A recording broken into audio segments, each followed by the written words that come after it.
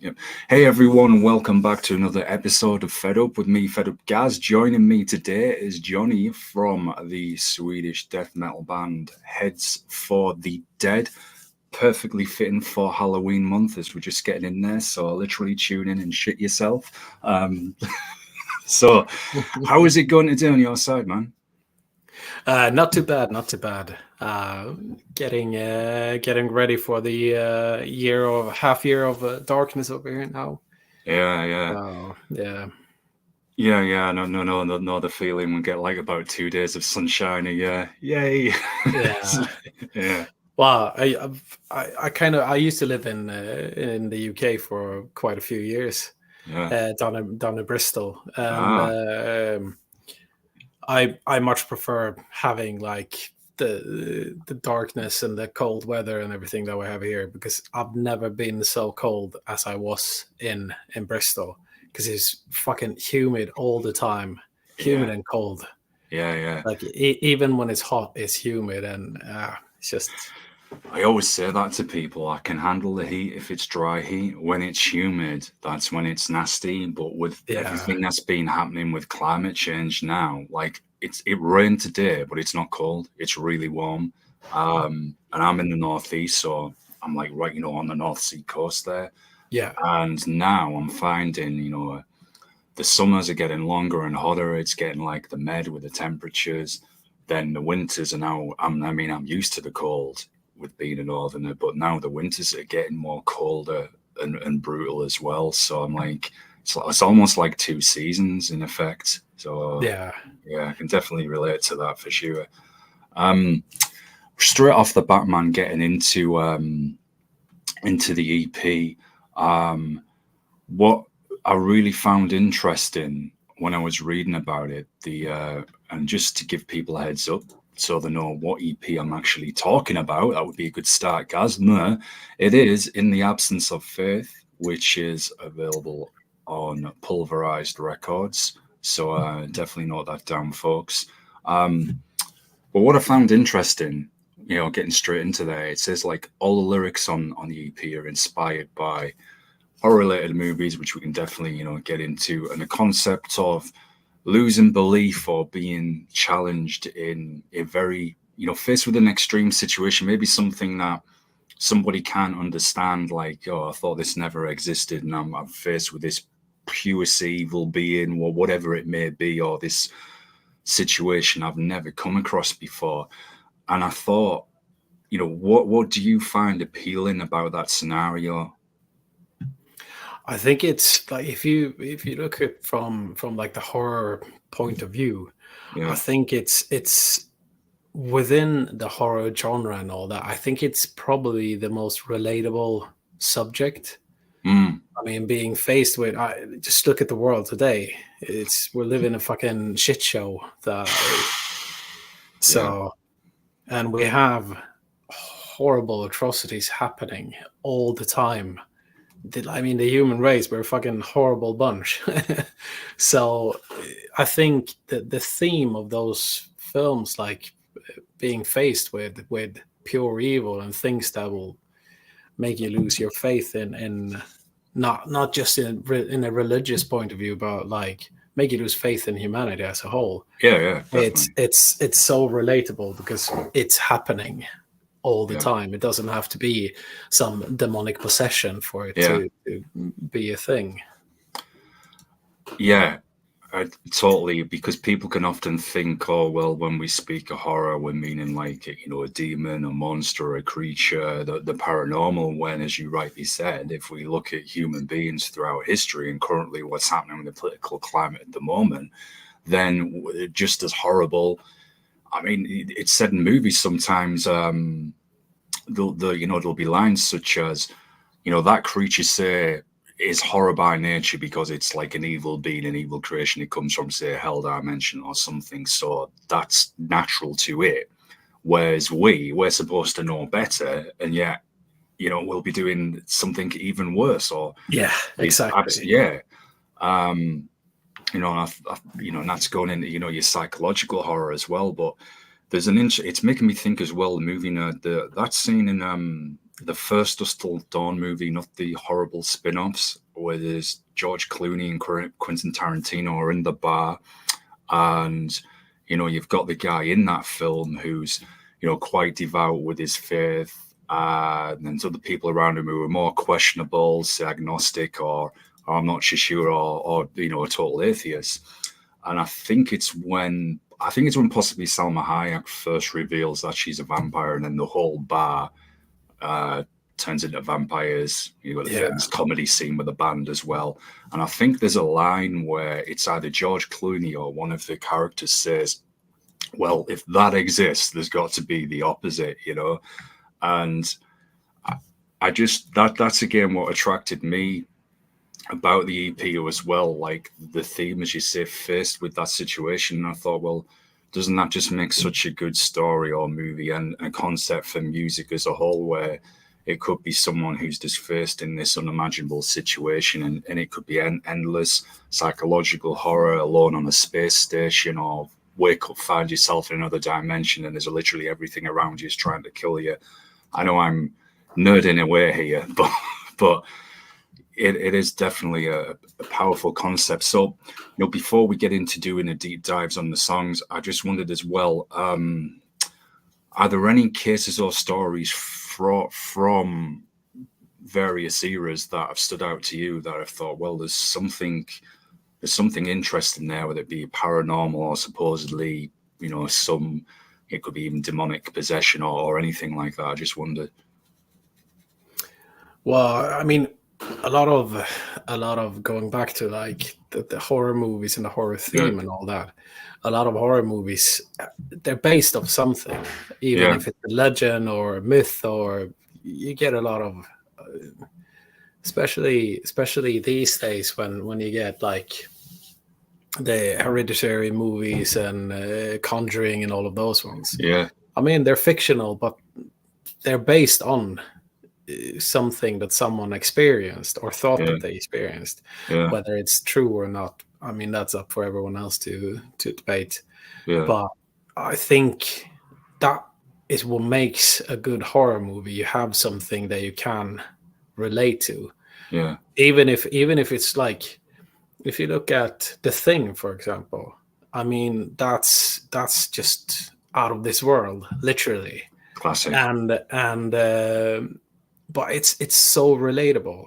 It really shows the nihilistic nature of humans, and faced with such a situation, and it's truly like, I think that is one of the movies that shows off the human nature in the best possible way, the true human nature, the way that we are in reality.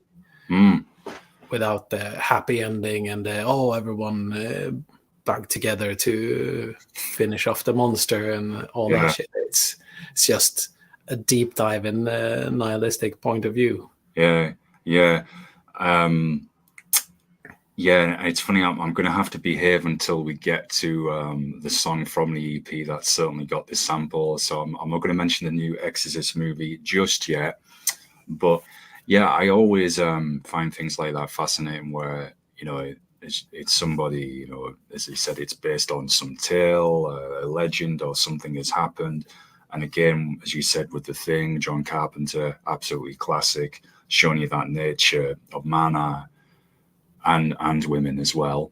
There was and I forget now, I'm live, I remember seeing a sci-fi series on TV, and humans had been in space, I think, for 100 years or so, and we had some colonies around various places, and we come into contact with this alien civilization. And someone will probably know the show I'm talking about. It was on a rerun on TV. It seemed like a classic series. And this other race kind of like had their gun ports open on the ships, and unbeknown to us, it was like their way of saying hello and saluting us. Now, of course, we as human beings did what we do best, thought, okay, that's an act of an aggression.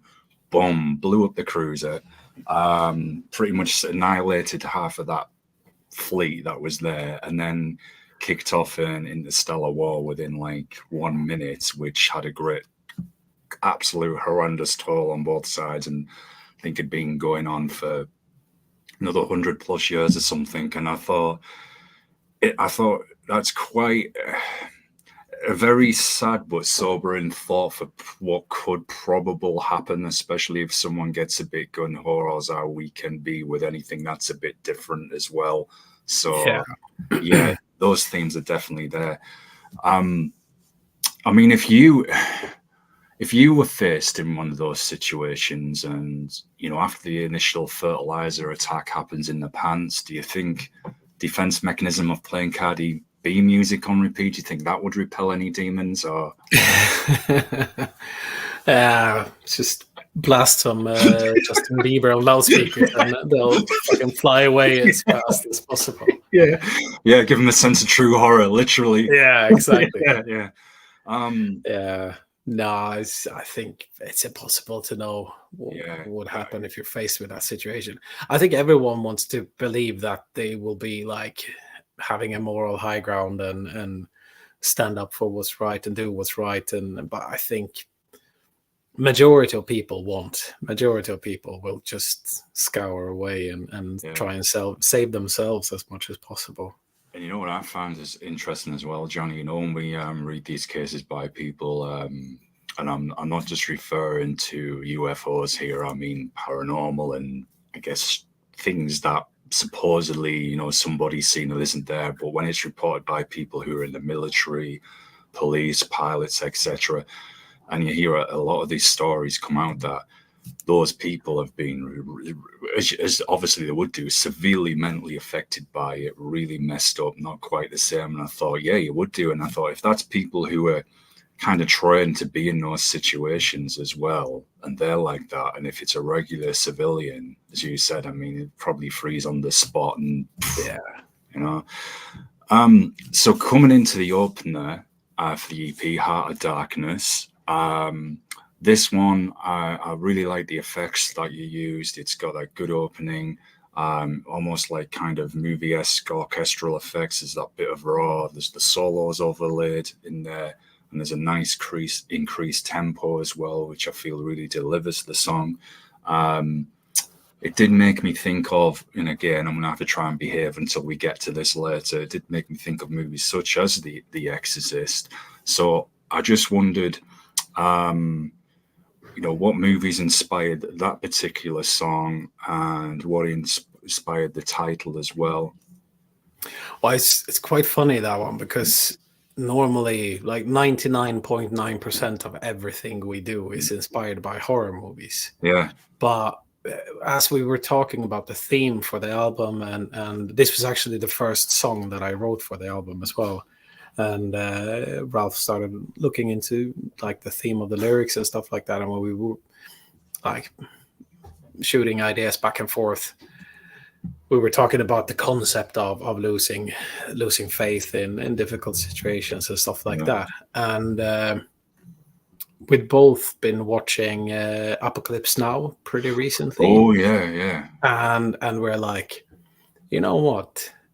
Like in the cave scene in that one, that is like, you know, when Marlon Brando says, "I'm going to show you the true face of horror." Yeah. And he has that long speech about people not being able to comprehend what true horror means until they're faced with it, and that was just, we thought that is the perfect way to kick off the record. It's not a horror movie per se, but it's just the situations created and the feeling created in that movie is pure. That is the true face of horror, and based on like real events as well. Yeah, and it's even the facial expression in that scene as well. It's really primal and really savage. It's almost as if it's like going back to the earliest kind of sense of that. And I'm not promoting this if anyone in a bad way, if anybody thinks where I'm going here, but it's like that, you know, that primal kind of instinct that I think resides in us all, probably back from thousands of years ago. It's almost as if he's like, that's been awakened in that scene for war, and it's on the face, and I think that's why it's such a classic scene. And he portrayed it in such a brilliant way. I mean, the crew was truly afraid of him. Yeah. He went into that role with such dedication and passion that they couldn't stand to be around him because he was freaking them out. Yeah. I've heard that a lot with about actors when they've been playing a role, and you know, when they do like the method acting, and they literally have to kind of live out that character, even when they're just sat in their house trying to really get in the psyche and get the dialogue. And I remember reading about it was an old school Sherlock Holmes series featuring an actor called Jeremy Brett, and he did like a more sinister version of Sherlock Holmes. And from what I read, they're saying that this guy, it quite affected him, even made him feel sick, because he was like having to play something, I'm guessing, really opposite to, you know, their nature. Yeah. But that's what makes such an engaging film or book or music in this sense. And this isn't ego stroking, but you really have taken, and I'll probably regularly nerd about this throughout the conversation, but it really does feel like a cinematic, movie-esque soaked piece of death metal, but with lots of other elements in it as well. It's inspired a question I have for you later relating to this, actually. And I thought, man, it's got that atmosphere. It pulls you in. I find that interesting, being the movie nerd in me. So I'm curious.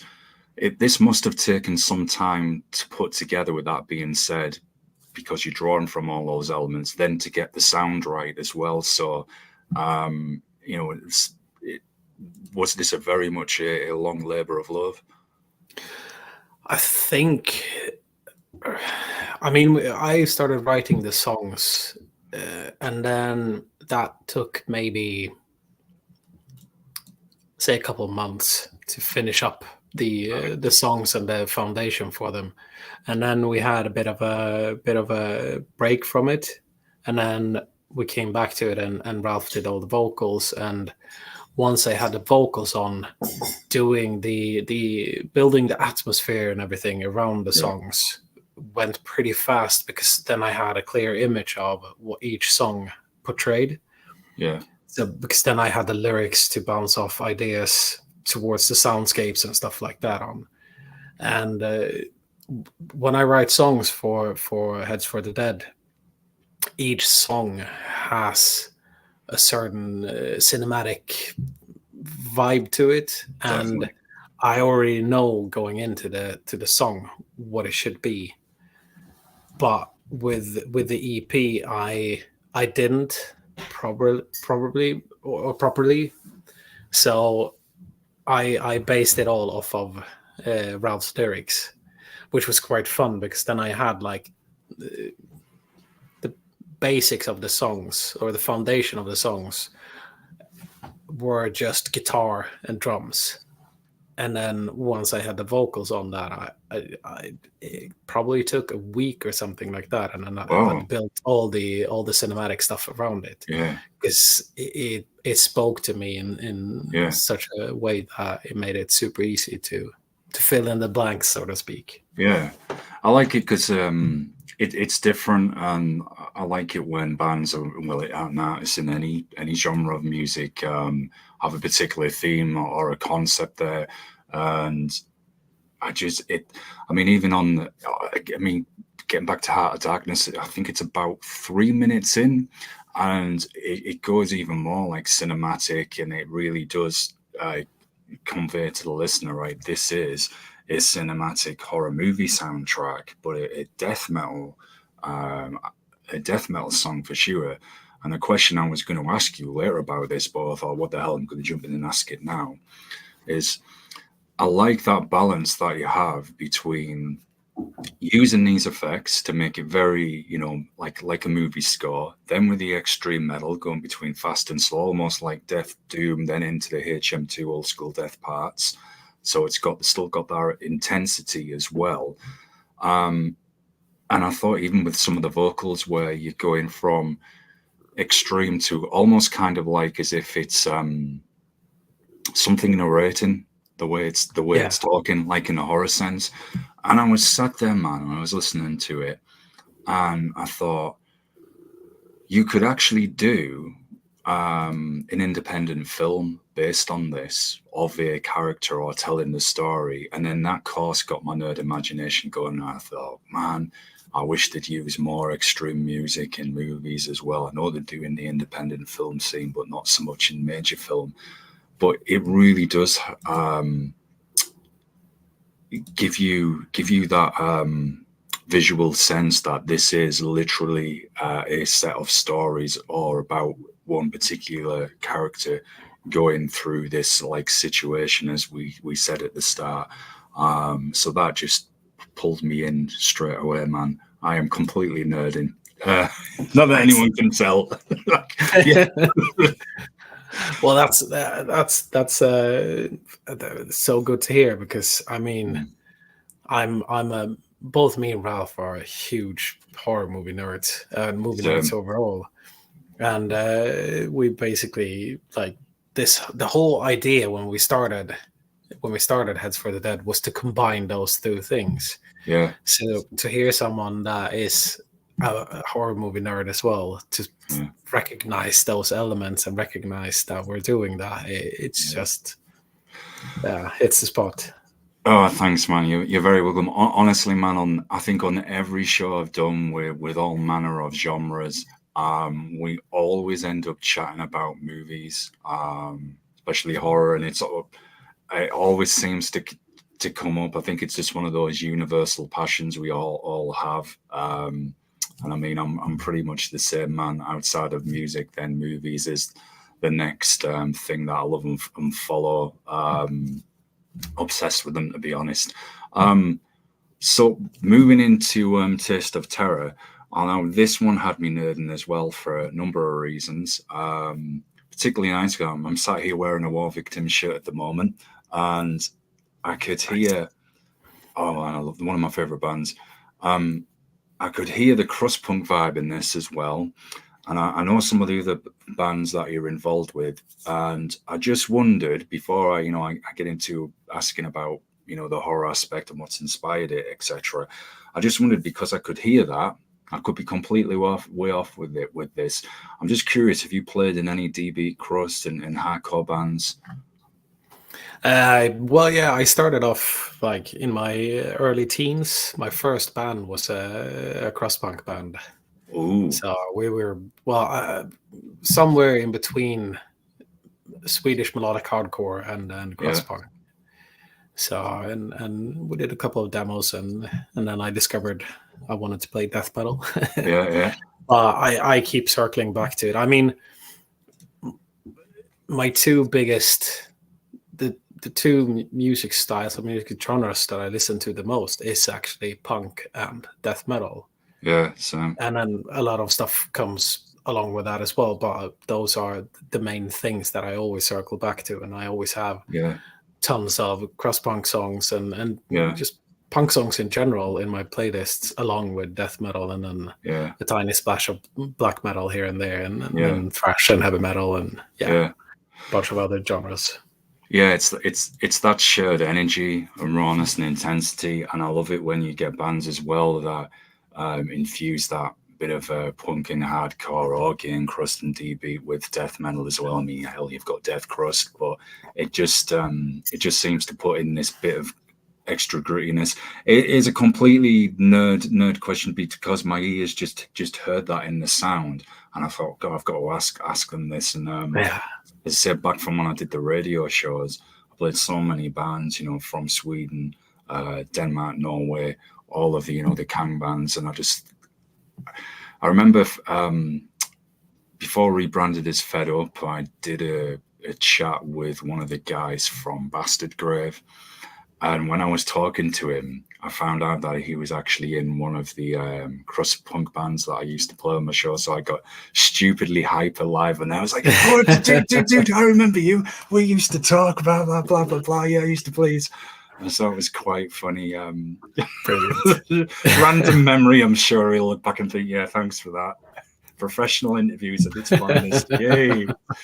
So getting back to I blame myself for this. So Taste of Terror, man, again, this is another solid one. Near the end of the song, it's got those good cinematic effects as well. So this really grabbed me. So I'm just curious, what inspired the title, and what particular film inspired this song? I just wonder if there's any. This one didn't have any particular film that it was inspired by. It was just the possession horror genre overall. Ooh.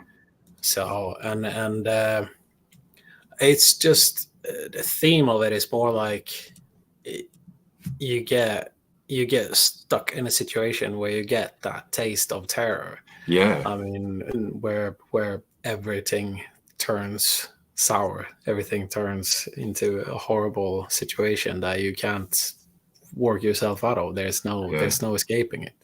Yeah, it's true. Literally, trapped in terror. Literally got the taste of terror, both breakfast, dinner, and everything combined there. Yeah, very, very good title, and I think with that as well, what's good is it's one of those songs I think that can be, if you look at it from a horror sense, you can interpret it in a number of ways, even like psychological horror. Say if someone's trapped in a horrible relationship with somebody or work situation, or oh yeah, definitely, like there's the taste of terror. So how do I remove myself from that scenario? And then like, no, there's no hope. I mean, yeah, there's all those psychological horror movies that have been kind of done on where this person's being isolated or is in that situation, say locked in a room with someone who's really horrible, got bad intentions, and it's like, yeah, how do I find my way out of this? So it kind of I had those impressions from it as well. I just wondered as well, as we are, movie fans too, and I just wondered, do you think major film could use more extreme metal for the scores? I know it would take someone having the courage to do it. And another loaded question on top of that would be, would you be interested in kind of, I know this might come in, could be determined by budget constraints possibly, but I just wondered as well if you'd be interested in doing like a stage kind of show with some props and horror themes, which would really go along with the themes on the album.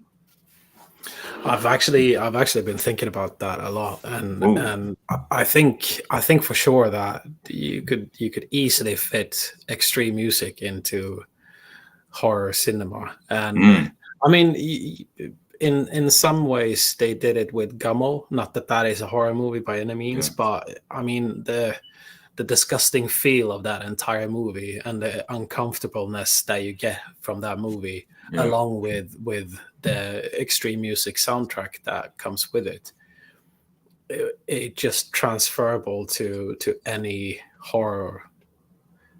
I mean, yeah, if you're doing a like 80s revival slasher film, then I would say no, because then you're gonna need the John Carpenter-esque type of music. But any other type of horror, I think you could easily adapt extreme music to go really well with it. Yeah, definitely. And if any filmmakers want some music for their movies, I'm more than happy to write some. Definitely. Yeah, you heard it there, folks. Get in touch. There's a plethora out there.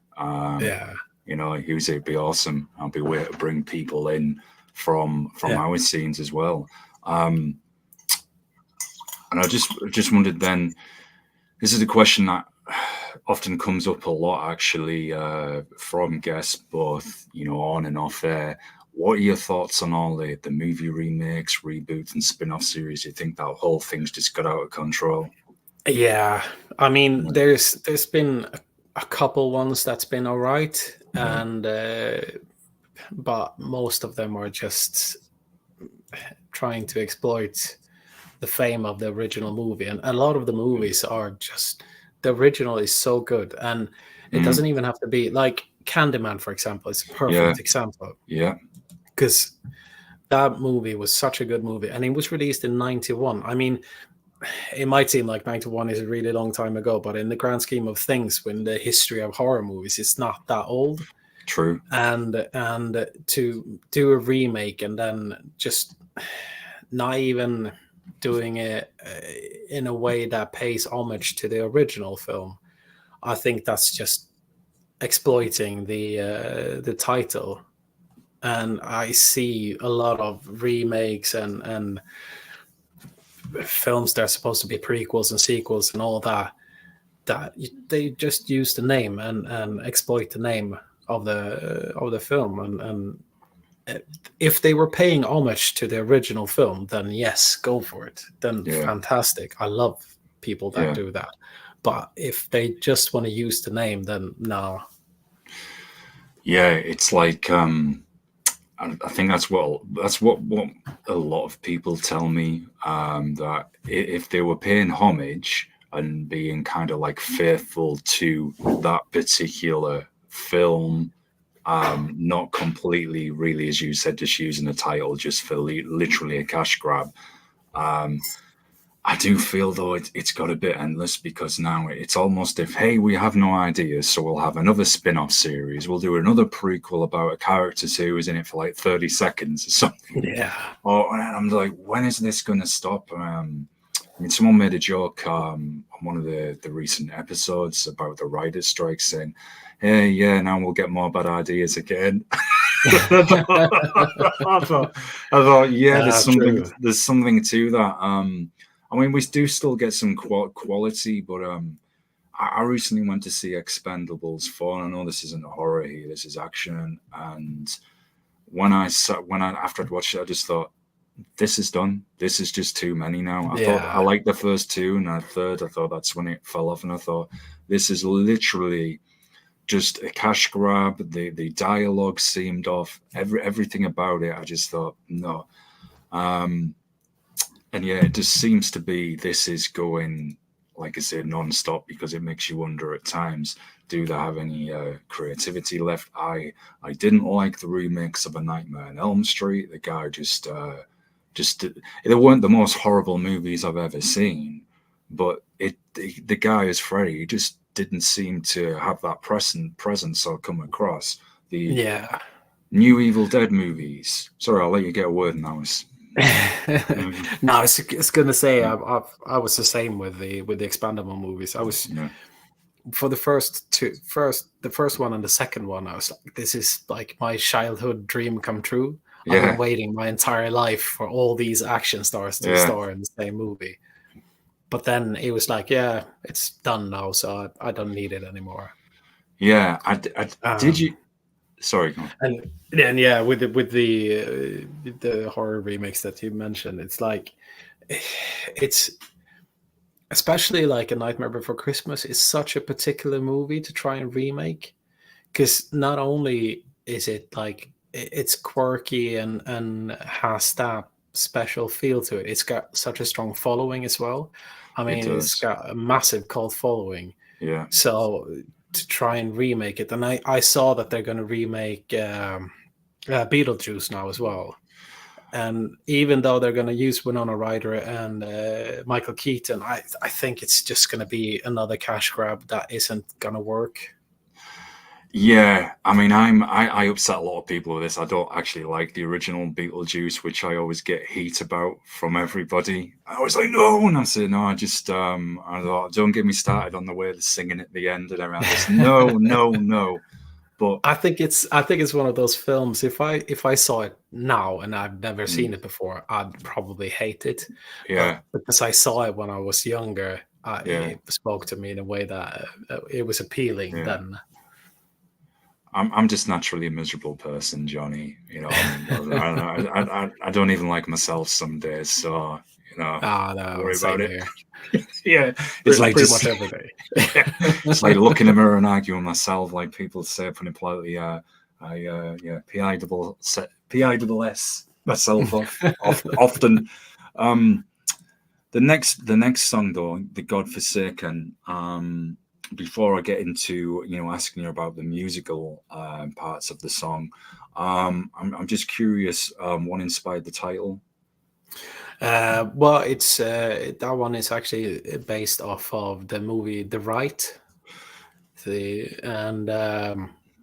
all started with we were thinking about using that song or that film for something for quite some time, and we'd been spitballing ideas for using that speech that Anthony Hopkins does when the young priest discovers that he's possessed, and when he's like turning the table on him and letting him know that everything he's done up to that point has just made things worse for the people that he loves.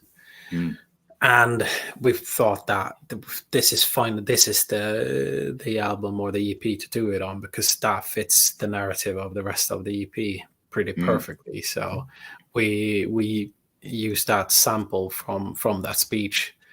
I've kind of cherry picked parts of the speech and then grafted them together to fit the song and to fit the lyrics as well. I'm gonna have to watch The Rite, as I've never actually seen it, but I've heard good things. People say it's definitely a good one. I think it's highly underrated. The problem was when it was released, it kind of, I don't know why, but it didn't get any sort of promotion like big movies normally does, and you didn't have the big screen trailers or anything like that. So it was one of those movies that flew under the radar for a lot of people. And a couple of years after the release, people were like, "Oh shit, this movie with Anthony Hopkins! Why haven't I heard of this one? He's a massive actor." But then when people finally started discovering it, they discovered that it's quite a brilliant film. Yeah, and what I think is interesting as well, the title there, and it's, as you were saying, getting back to like the whole theme of the album, and the title, "The Absence of Faith." If you say faced with an incomprehensible situation, say if it's a demon, you need to exercise it or something, and that's it. That's in it. If you were in that position and you've got a priest say with you, or whatever holy figure, that's the time when you would, if that exists, you think, right, I hope your faith is devout because we need you now. If not, well. So, and that's always, I think, interesting as well in horror movies, because they'll often be, right, your faith's got to be devout, say, for this to work, or you've got to have that. It can't be just a front, and that always puts on an extra layer, because it's like the people who are, say, next to that priest or whoever it is are looking, right, you're the one who's got to help us, just while we kind of get ourselves together and figure out how we're going to kind of fight back or just escape from this situation. It's like, nope. No faith in anything, and everything just splatters. Yeah, literally. Musically, though, man, now this really does tie in with what I was reading about even like being influenced by some like the British doom, because it's almost like it's got that death doom feel with it, with a very somber, mellow part. I think it's about 147 in the track, and that made me think of like early Paradise Lost with a bit of My Dying Bride. Oh, it's very, very goth as well. Yeah, and like you said, it did make me think of demonic possession, matching the themes about someone's, say, belief or faith being challenged, or like. As we've been mentioning, you find yourself confronted by something we never thought existed. And then when you get 3 minutes into the song, it goes back to like that gutter, HM2 sound. And I thought that was such a nice combination, because I feel like the slower parts with the mellowness, that really puts that sense of like that gothic horror over, makes it kind of, if the character or the song is about, people who are, like we said, faced with something that's now frighteningly real. And I just feel it really brought everything together, and it's very complex. So I just wondered, how did you construct all the music together for this one? Because it's even got that prog part towards the end with the solo as well. Well, that one, it started off actually with the keyboard part. Yeah. And that bit that comes through the song in a couple of places, but starts off in the intro, and it's not very audible. It's like it's buried underneath there's a lead guitar on there, and then all of that. But they started off with that, and I was gonna use that for something completely different. Right. So I was doing some music for work. So I work with IT, and we hold like teaching webinars and stuff like that for people to use our product and stuff. And I was going to make some hold type music, and so I was like going through the different sounds on my keyboard, and I got to that sound that I used for that song, and I started fiddling around with it. So I was like, "Fuck, man, this would be a really cool intro for the Dead song." Yeah. So I started playing a bit more with it, and ended up being up till like 4 a.m. writing the whole song all in one go. Wow. So, but it's funny that you should mention like Paradise Lost, because they've always been a massive influence when whatever band I'm writing music for. Yeah. I always end up adding some like somber type lead melodies or riffs that feels a bit like old Paradise Lost. Yeah. So it's they've always been a massive influence on me. Yeah, they've got that atmosphere, and I thought, as you said with the intro, and then those like somber parts, it just added to the mood. And then, like I said, towards the end with the solos, even a bit prog in a way, bluesy-ish too. And then it's almost like the thunder chimes back with the vocals, like as if someone's awoken in the depths, and but it's just such a nice partnership. It just. And I guess with it being horror themed as well, and everything we've been chatting about, I thought this one just blended really nicely. Nice, yeah. That part in particular, the prog part, was to give some full sense of security in a way of speaking. Yeah. Like when you think you've killed the monster or the serial killer or whoever the antagonist is at the end of the movie, and then bam, they rise from the dead. And because you always get that scene as well in the movies where, and and we see it so many times, and it's like the characters are talking and the camera's just got this little focus on the background, and we all know it's like behind you. And it's a good way of keeping the audience engaged. Good trick filmmakers do. And then, of course, it either gets up and then the face of it behind them, or they turn around and it's gone. It's like, where's this gone? And the next thing, whatever. It's so yeah, totally. Coming on to the next song as well. Now, again, this was another what I thought had a good balance between the raw, the clean, fast, slow. Definitely gothic as well, and as I was mentioning, like the vocals in parts are even like a kind of a horror voice narrating, and that's definitely very present on Self-Immolation in Fire. I mean, to me, again, I'm nerding. Well, I've been nerding from start to finish, haven't I? But I thought this just seems to be, I mean, we're in the Halloween month. This seems free off the EP, literally the one for Halloween for sure. It has those feels. So I just wondered again how you constructed the music for this one, and then what inspired the title, and what the lyrics focus on as well. So triple loaded question for you. Yeah. Well, this one, it started off with just that there's a second, I think it's a second or third riff in the song that comes in, which is just a pretty standard death metal riff. I started fiddling around with that one, and I started building a song out of it, and I felt that it's a cool death metal song, but it's not Heads for the Dead. because every Heads for the Dead song I feel has to have something more. It can't be just your regular death metal song.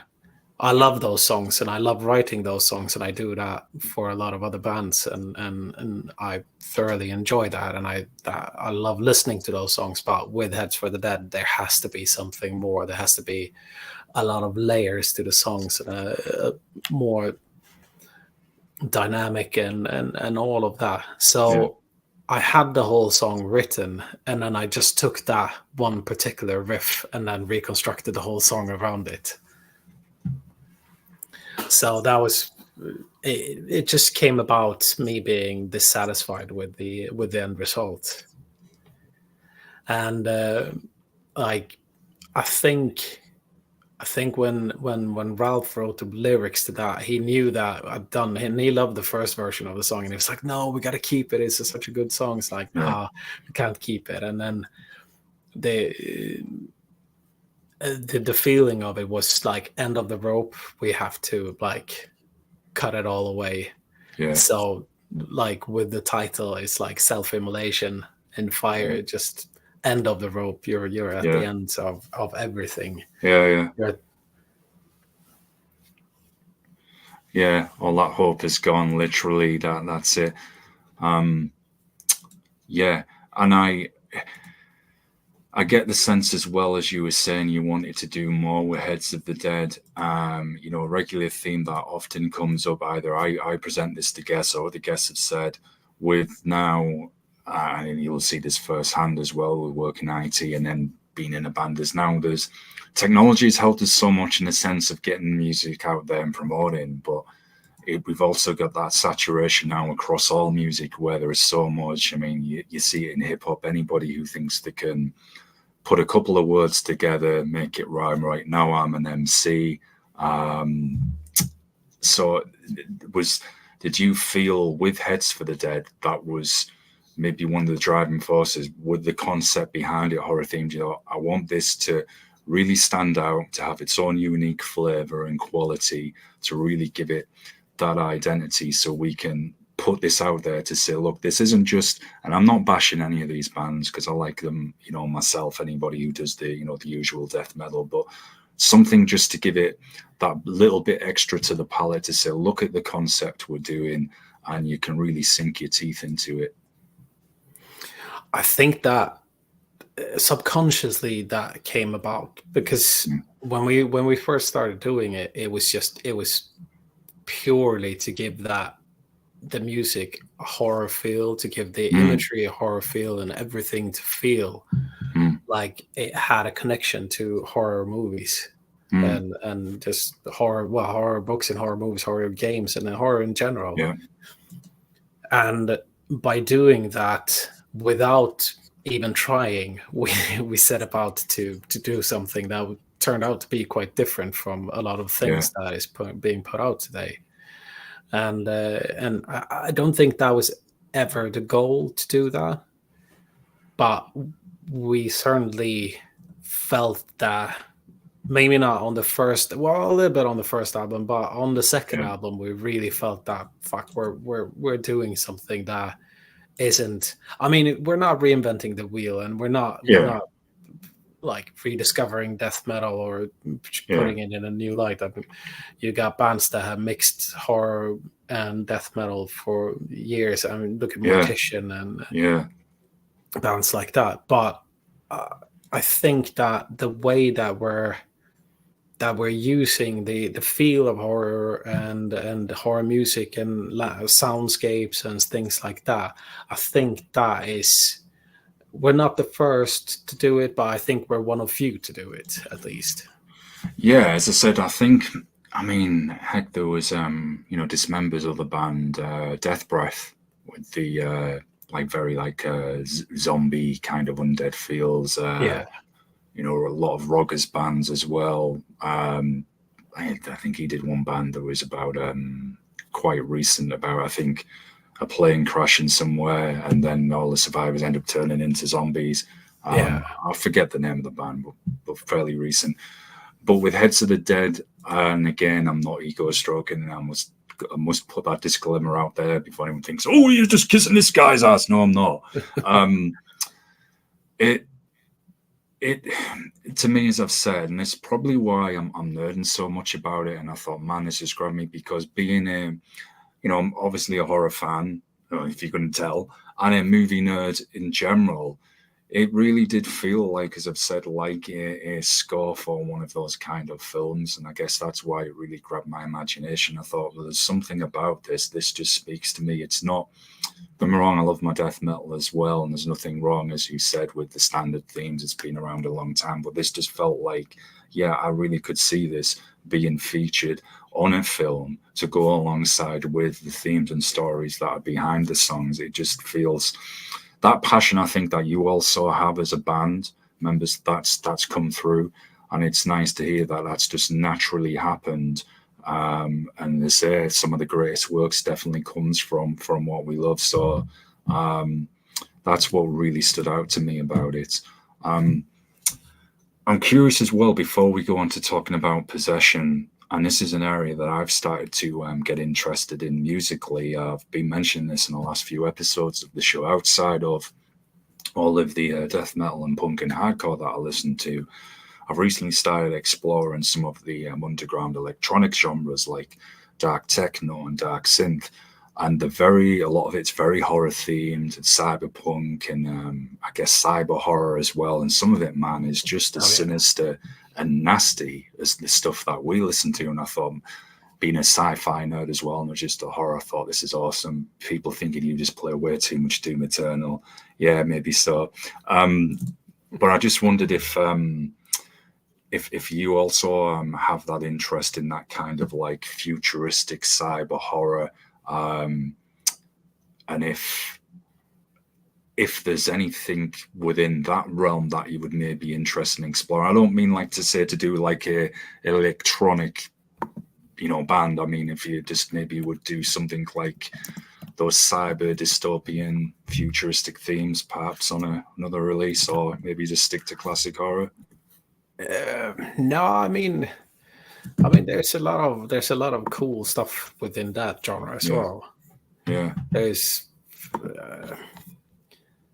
a lot of cool books, a lot of cool films and you can certainly put that dystopian soundscape into a death metal song for sure. Yeah. And you never know, it might be something that we would do with heads as well, because the idea for us is to release an album and then do an EP, to release an album and then do an EP, and the EPs can be as far away from our general sound as possible, or super close to the general sound, but they can be exactly what we want them to be. Not that we put much restraints on the albums, but they will still always have that classic Heads for the Dead sound. Yeah. Whereas an EP can be really like a totally spin-off of that. Yeah. So I mean, I could take Philip K. Dick book and turn that into something. So yeah. So I mean, I would love to do something like that. Yeah. And I think it would be cool. It would be really cool to do that in a way that works in a death metal setting, because I've heard quite a few bands that have done that, and they put like this futuristic dystopian sci-fi theme on it, but it's all like swooshy keyboards and sci-fi type sounds and things like that, and I think it sounds too nice. Not nasty enough, is it? Yeah. I need that grit to be a part of it, and I need to give it that like disgusting feel.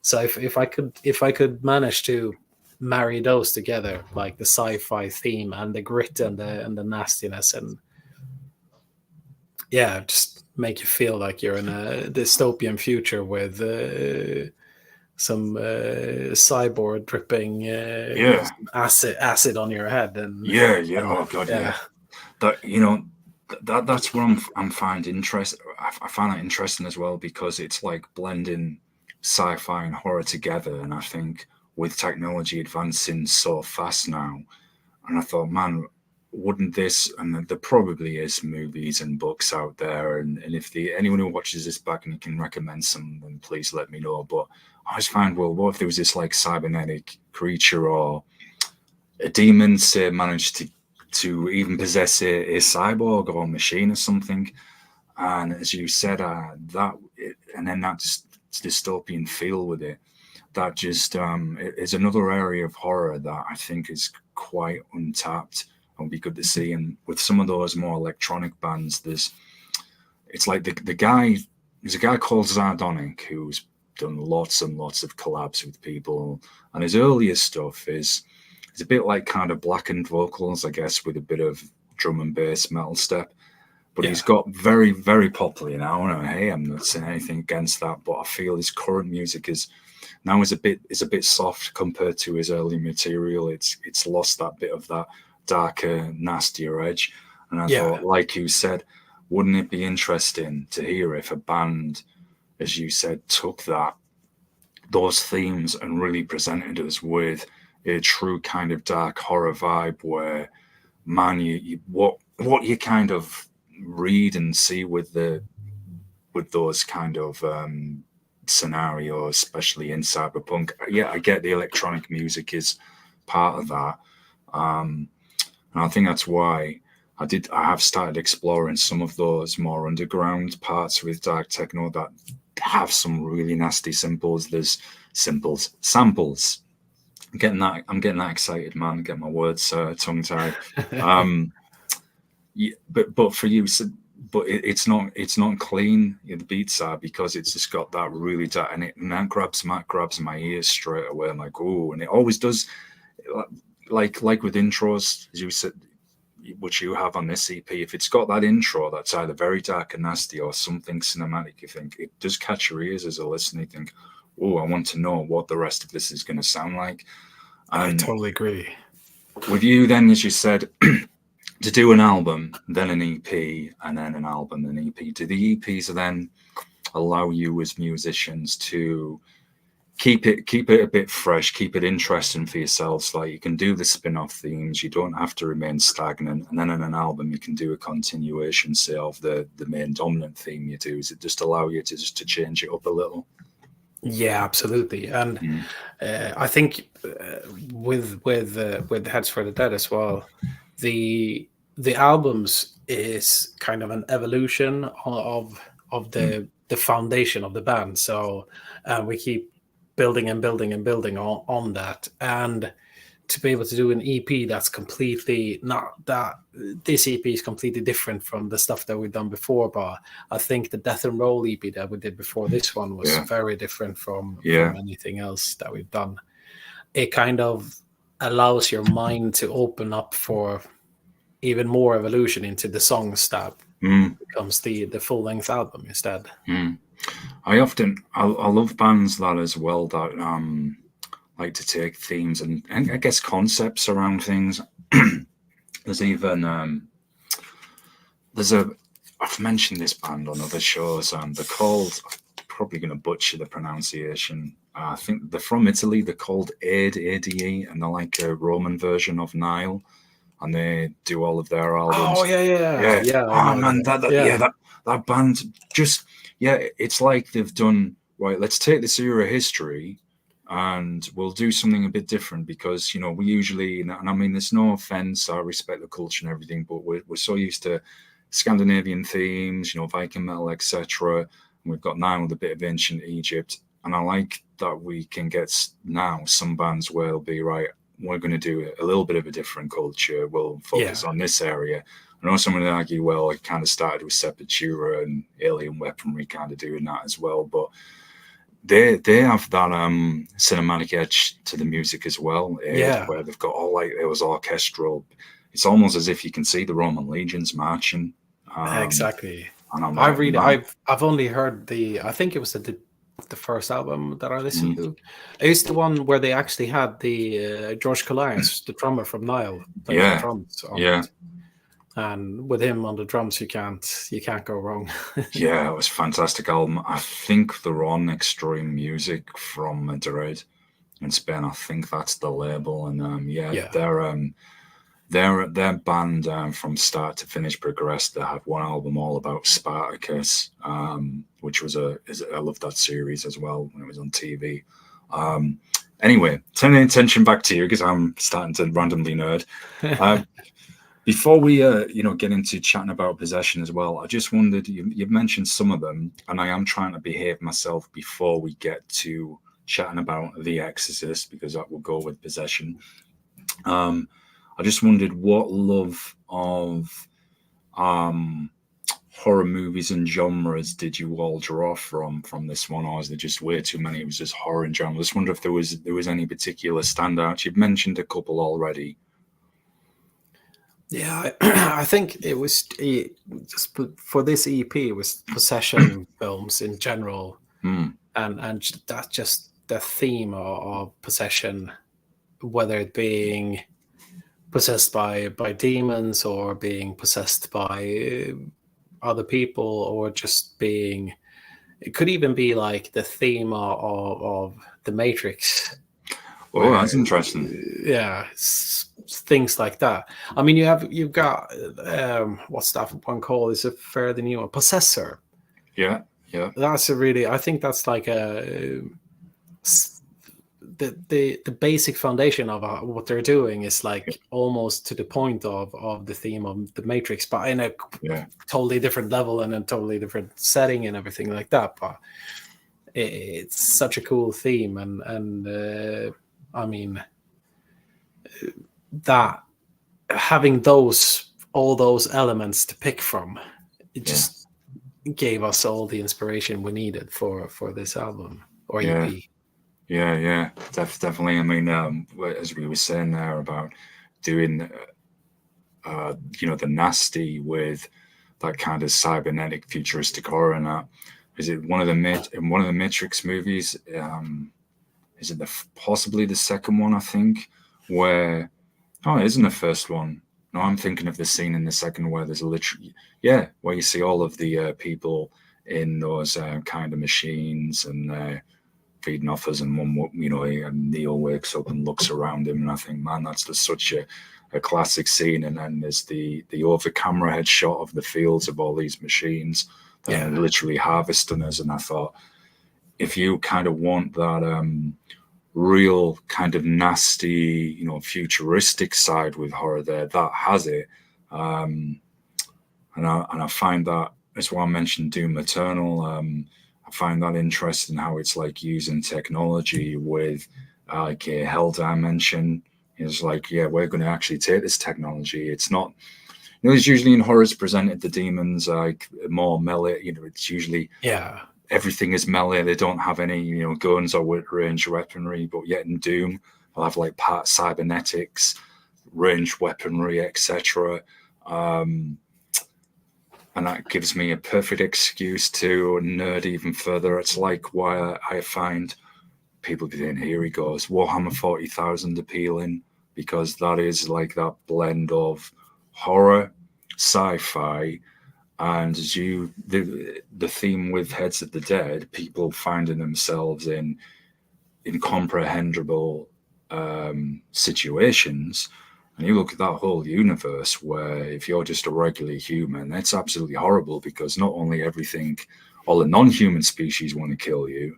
If you're deemed a heretic, you're not only you, if the Imperium decides, right, your planet's done, all heresy, the whole planet's gone. They'll issue, I forgot what they call it now, but it's some kind of strike.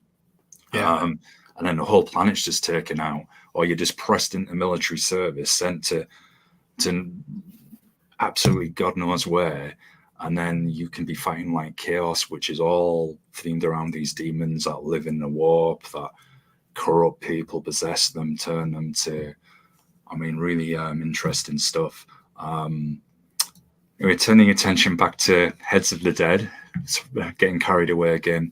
So coming to possession, you've got the classic sample, from The Exorcist at the start, which really, I think, sets this track up to turn such a good close to the album. And again, it really did bring home that it had that kind of horror movie score. It's, you know, there's the classics of the death metal sound is there, but I often say to people that maybe haven't heard death metal before, I always say just think of it as being like a horror movie soundtrack in a way, and that's what essentially it is. You know, look at the art, look beyond it. We're not, you know, no one is saying go and out do these things to people at all. It is like horror theater with extreme metal in it, and it's, you know, it's often done very, very well. So I just wondered, what is it about I mean, it goes along as you've been saying with the themes of possession. So is that why The Exorcist obviously just fits so well? And did this song, is it in a way of paying tribute to that film? Yeah, definitely.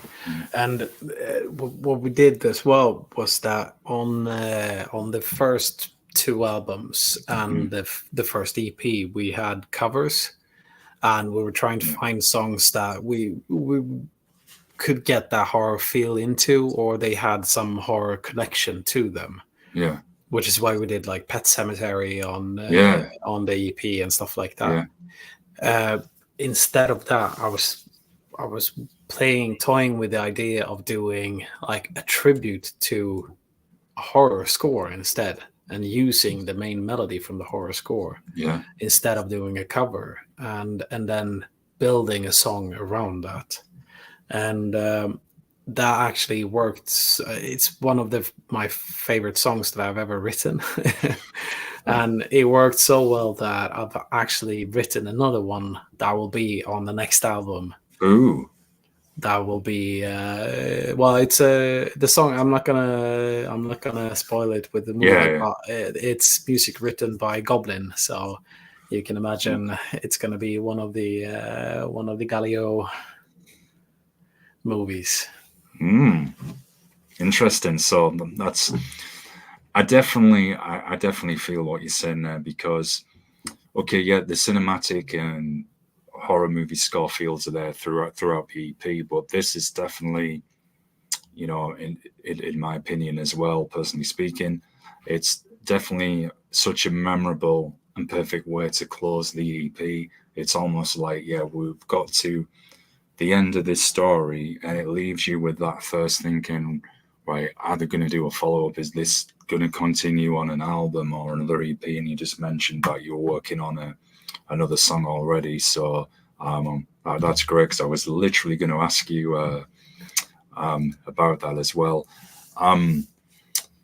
Would you why was I going with this? Now I've got a mind blank. Would you be interested in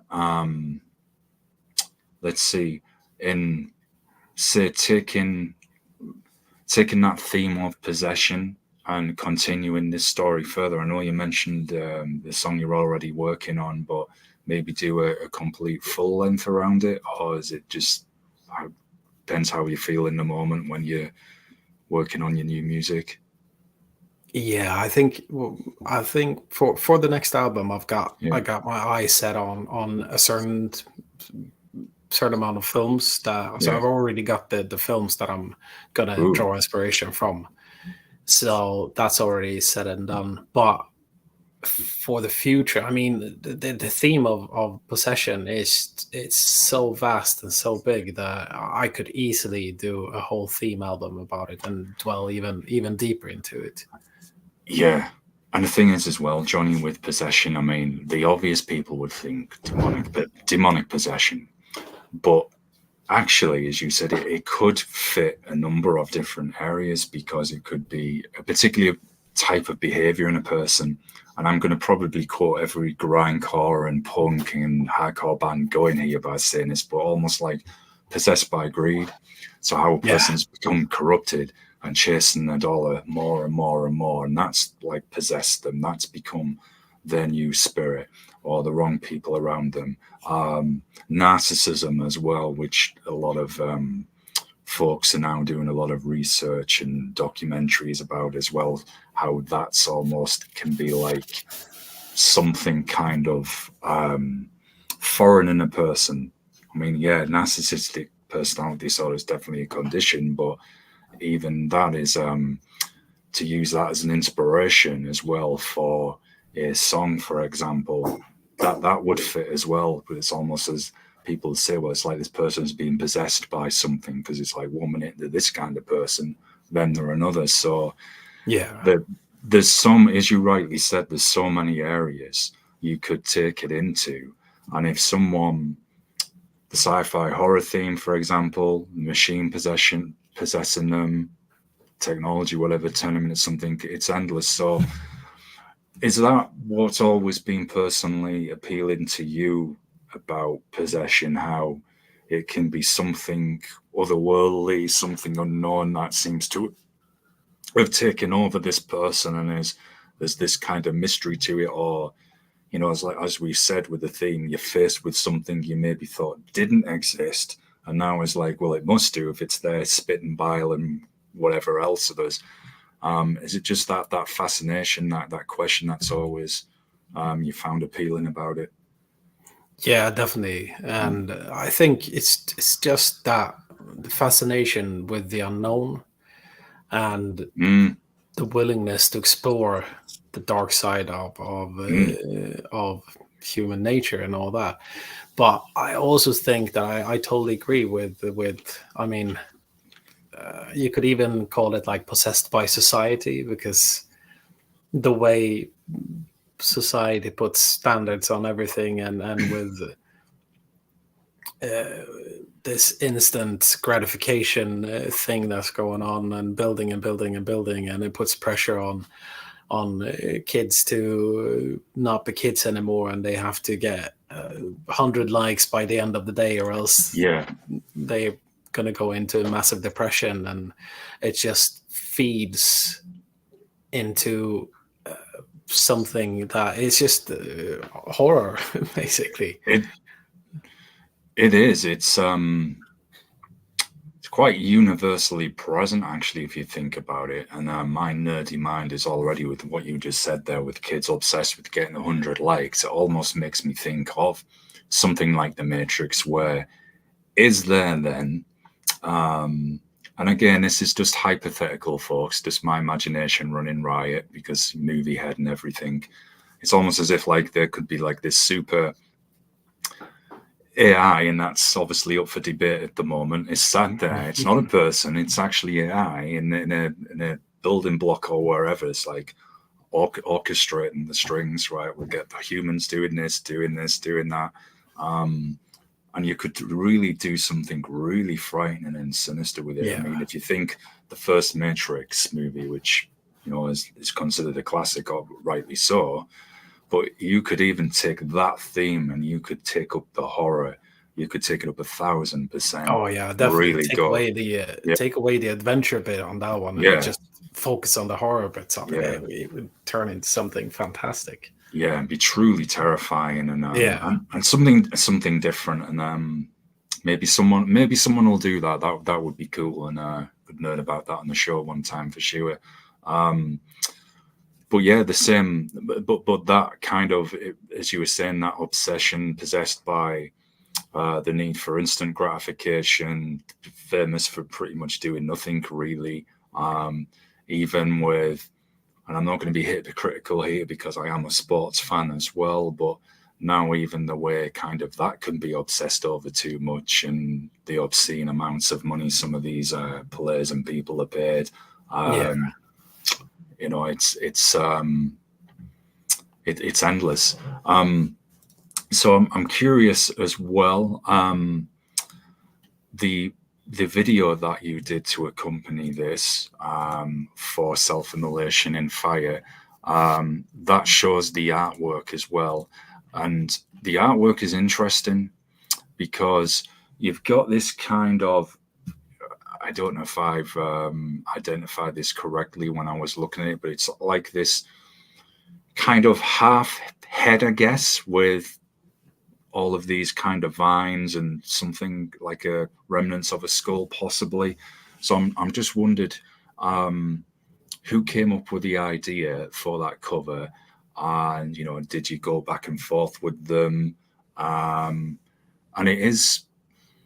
It is different because the even the coloring and the lettering for Heads of the Dead, it's movie heads will recognize this, but I feel the fonts, it's like the font that you've chosen.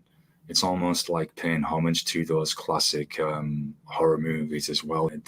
So I'm just wondering how you all come up with that.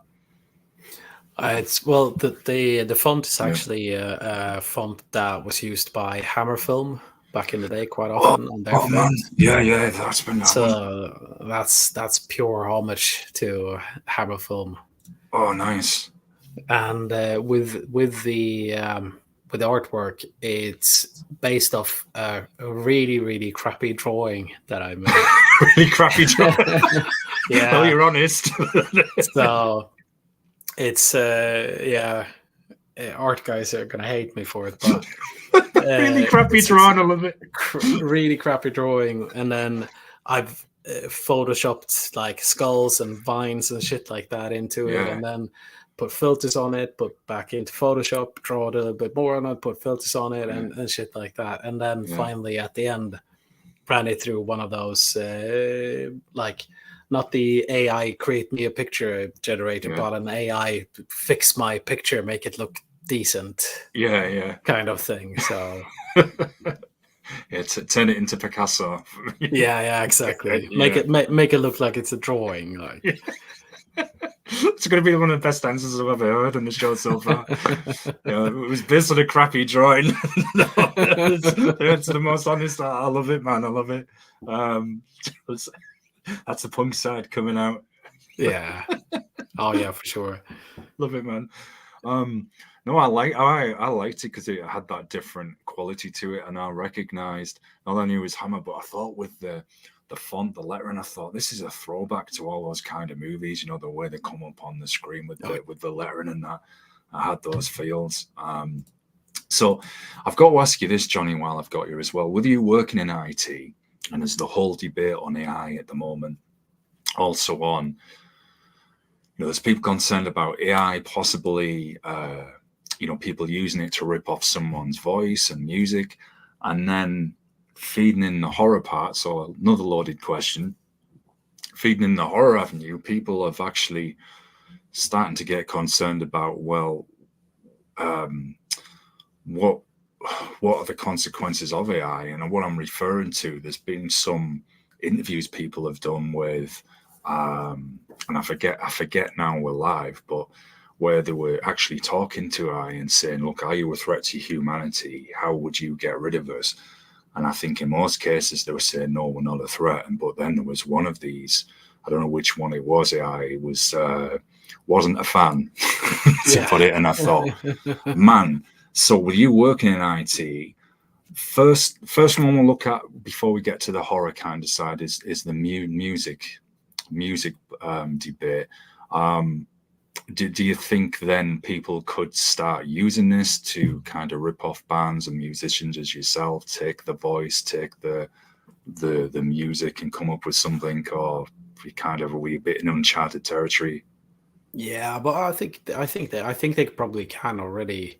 I've seen, like, if you have an artist that's you have enough material to take from.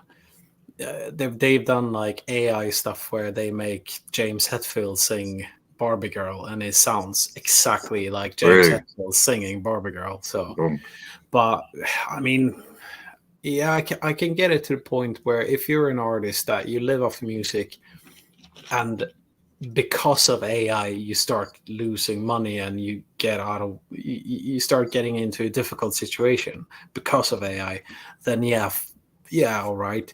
But for myself, if my voice is getting ripped off for whatever reason, or my riffs are getting used, and I'm not making money off of this. I know what my songs are, and I've put my passion into those ones. Yeah. And if people want to listen to those, great. I love that they want to do that. Yeah. But if they want to listen to an AI version of it, then go ahead. I'm not losing any sleep over that. Yeah, no, I appreciate a very, very honest answer.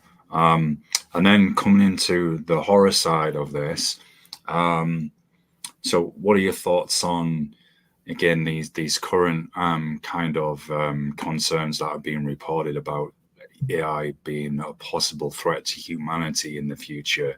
I mean, I guess really, again, it's far too early to tell.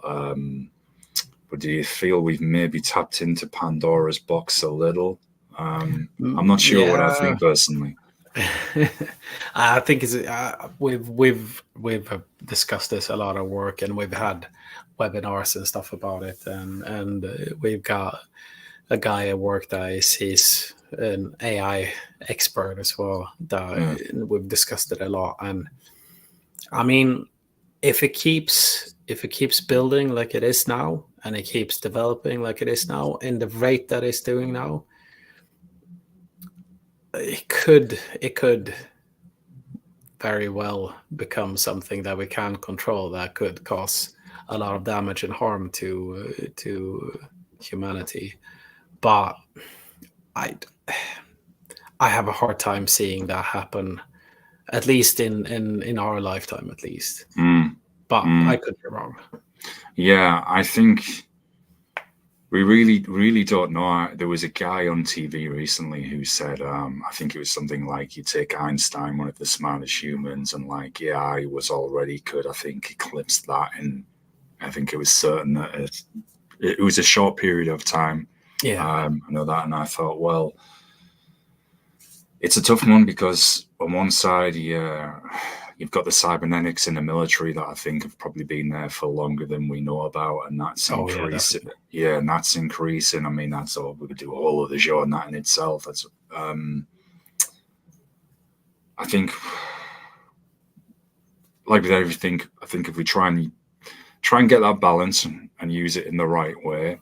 But if we're faced with kind of a sci-fi scenario at some point where this, say, AI becomes sentient, and if we do what humans, as we were saying right at the start, and be notoriously famous for, not in a good way, then we could have that problem, because then we think, okay, you're going to do that to me. Okay, well, Yeah. Yeah, people thinking you've watched this way too many horror sci-fi, played way too many horror sci-fi games. Yeah, probably so, but hey, it's relevant to the themes that we've been discussing. So, I just wondered if actually, do you have any? Oh man, you have. Oh, this is interesting.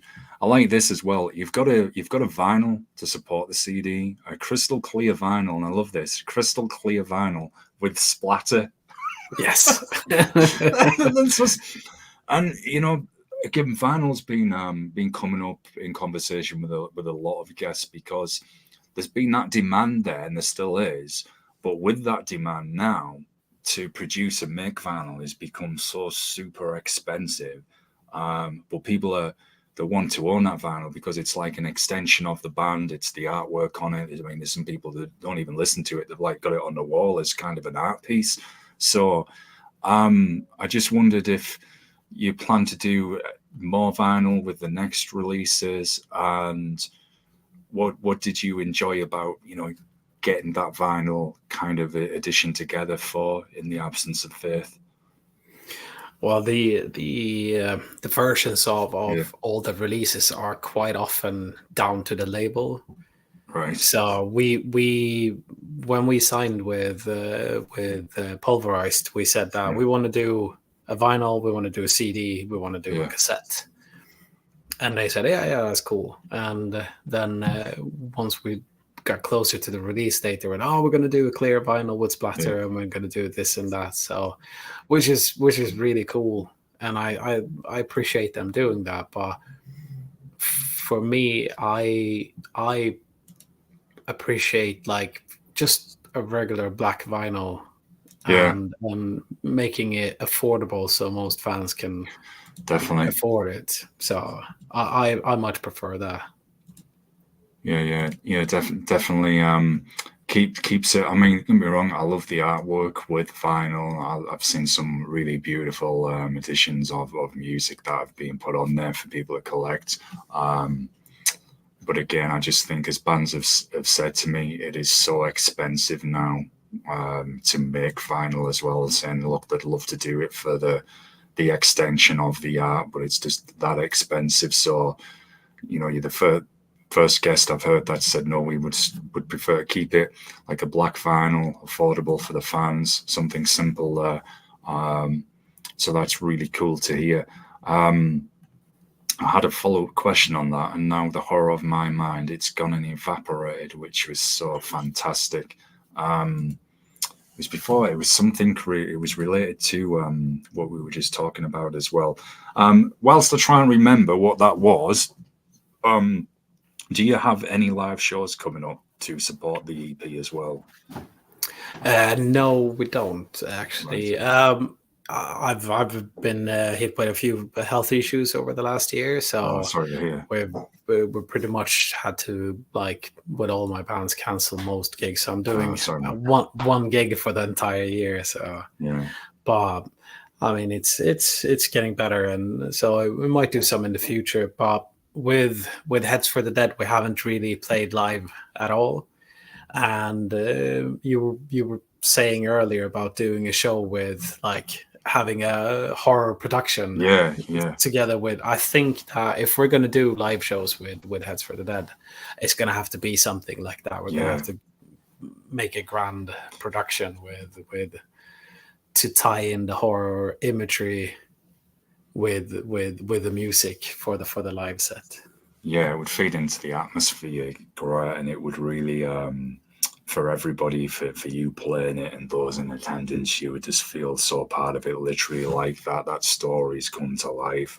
That would be fantastic, especially if you get the right kind of venue as well, the mist effects, and I know if it's in an old building as well, man, you would get the sound. Oh, that would be a dream.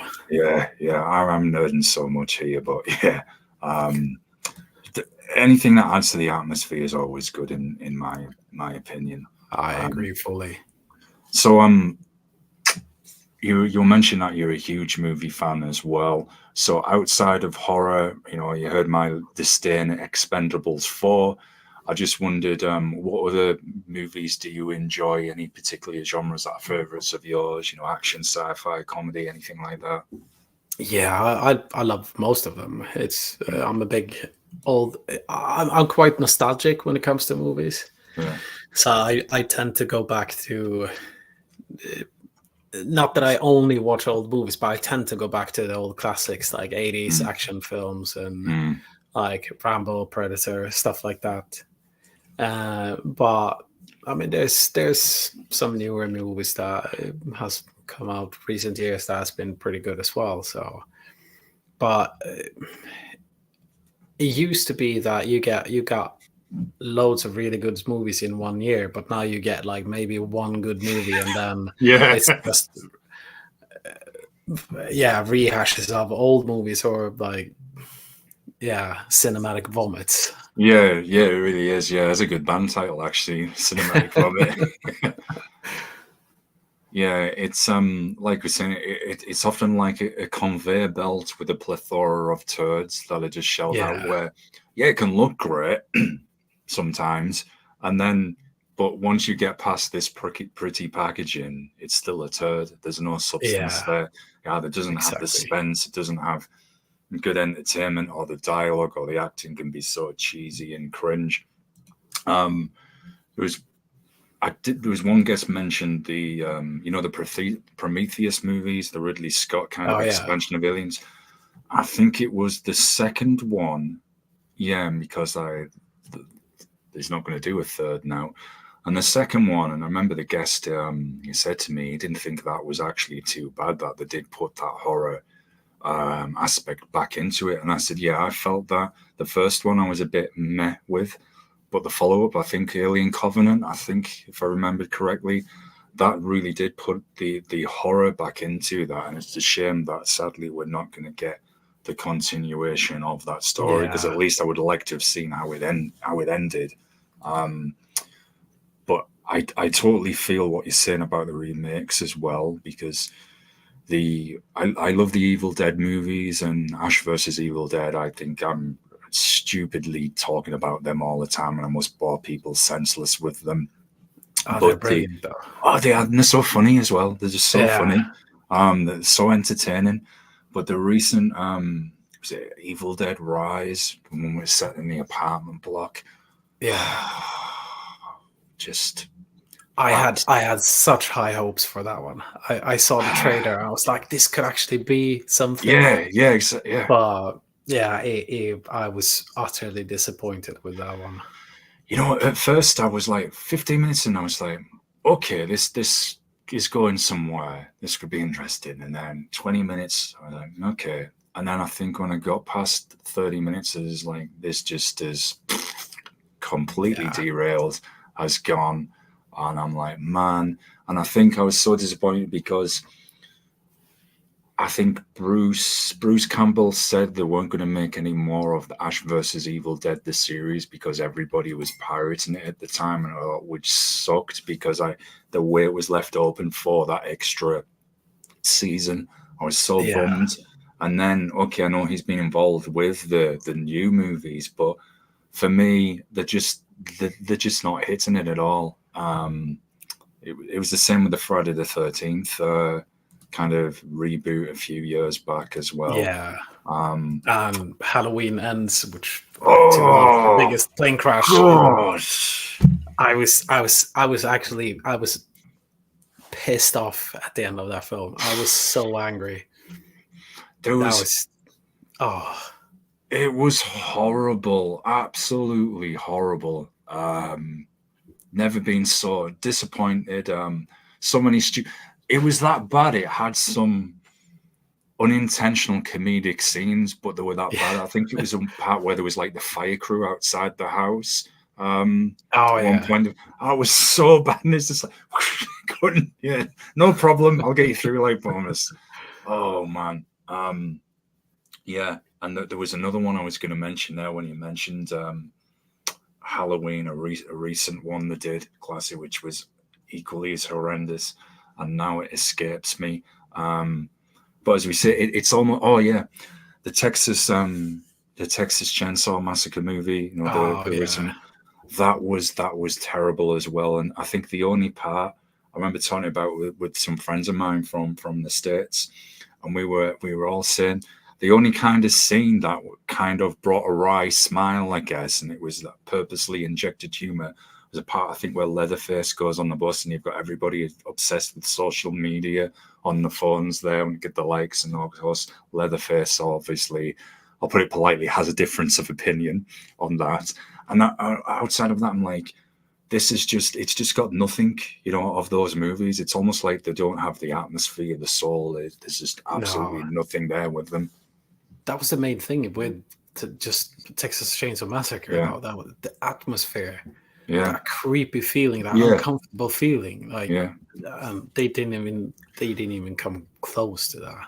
Sometimes, man, that's what I want when I see a horror movie or I'm in the theater. I'm like, it doesn't have to have the biggest budget. If they want to keep it more centralized, smaller, just focus on one particular scene. That's why I had, like you said, high hopes for Evil Dead Rise. I thought, okay, this is interesting.